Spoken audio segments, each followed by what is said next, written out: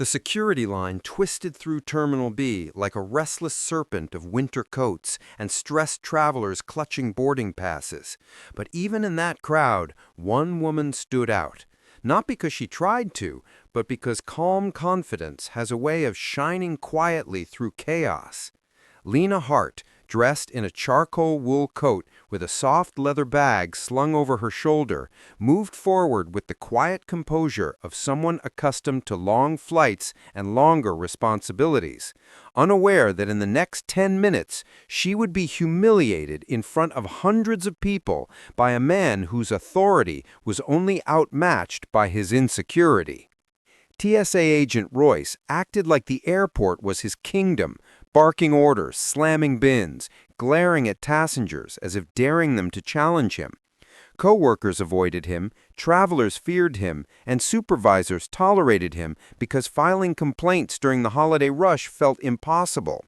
When Lena reached his station, Royce didn't see the poised executive with decades of aviation experience.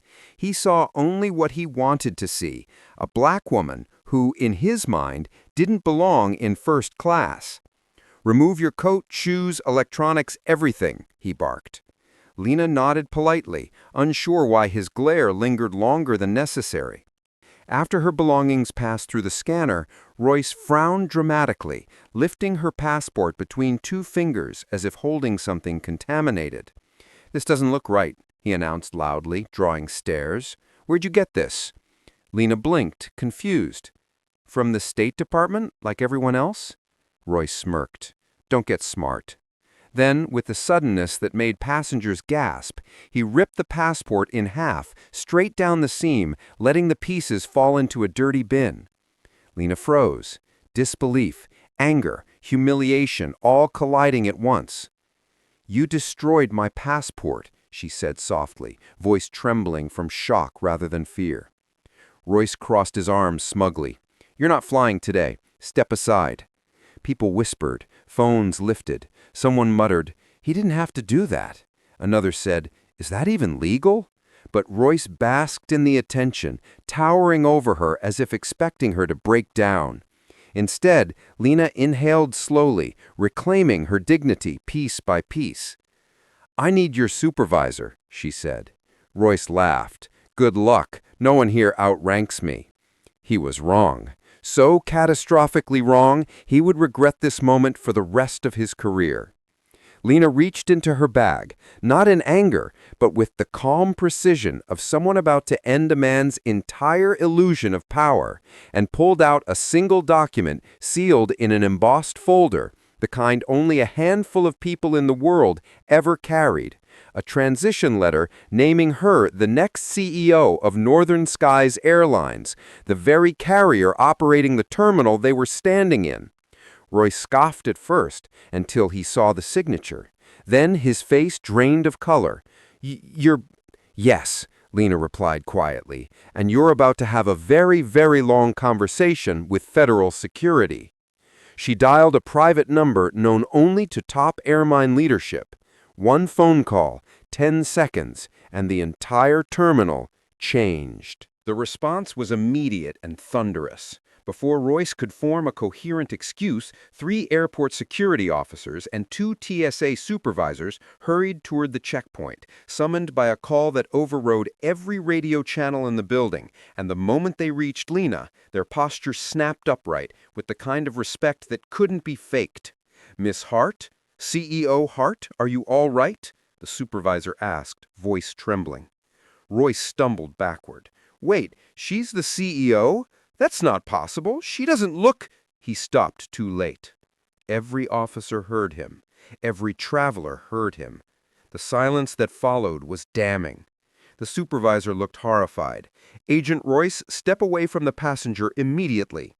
Royce sputtered excuses. "She was suspicious. Her passport looked fake. She had an attitude." But the words collapsed under the weight of the torn passport, lying in the bin like a piece of shredded evidence. Meanwhile, passengers whispered furiously. Some had recorded the entire incident, and phones flashed as more witnesses came forward. "He ripped her passport. He singled her out. He does this to people all the time." Within minutes, airport police arrived and pulled Royce aside, reading him his rights as he stammered that it was all a misunderstanding. Lena watched quietly, not vengeful, only tired. Tired of men like him, tired of assumptions wrapped in uniforms, tired of disrespect hidden behind badges. The supervisor turned back to her. "Ma'am, we are so deeply sorry. This is unacceptable." Lena nodded. It wasn't just unacceptable, it was dangerous. If a TSA agent uses power this way, the entire system fails. They agreed instantly. Within moments, they escorted her to a private lounge, issued an emergency replacement passport, upgraded her to a private suite, and initiated a full investigation. Royce was led past her in handcuffs, eyes wild with disbelief as the crowd parted in silent judgment. And as she watched him disappear behind the security doors, she felt no satisfaction, only the heavy responsibility of what came next. After the chaos settled, the airline board convened an emergency call with Lena, apologizing profusely, offering support, and urging her to take whatever corrective action she saw fit as incoming CEO. But Lena didn't want revenge. She wanted reform. She walked back through the terminal hours later, observing the same security line, the same weary travelers, the same exhausted employees, and she realized how easily power could be misused when oversight failed. She met with airport leadership, TSA officials, airline executives, and federal liaisons, laying out a new protocol requiring additional training, psychological screening, and strict accountability measures for any employee in a position of authority. Her voice carried weight, not just because of her title, but because she had lived the humiliation firsthand. Days later, news broke that Royce had been formally charged with document destruction, abuse of authority, and racial misconduct, and videos of the incident went viral. A harsh spotlight exposing a problem that had festered unchecked for years. Travelers across the country applauded Lena's courage. Employees admired her integrity.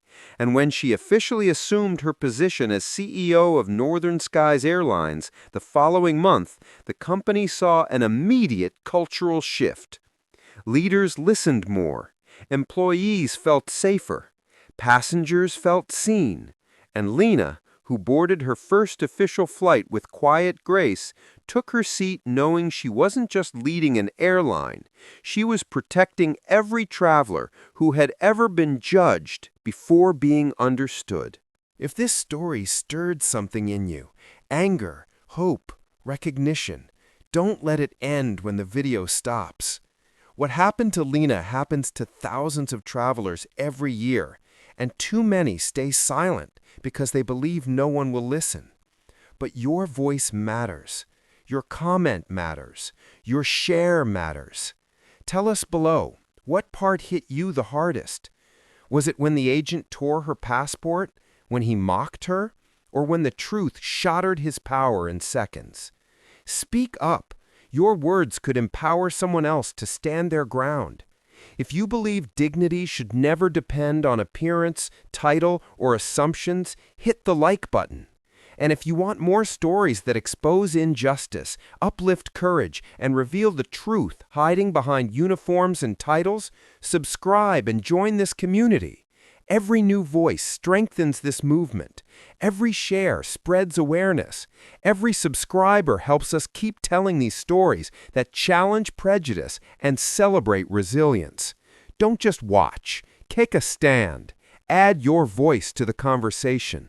Together, we can make the skies and the world fairer for everyone.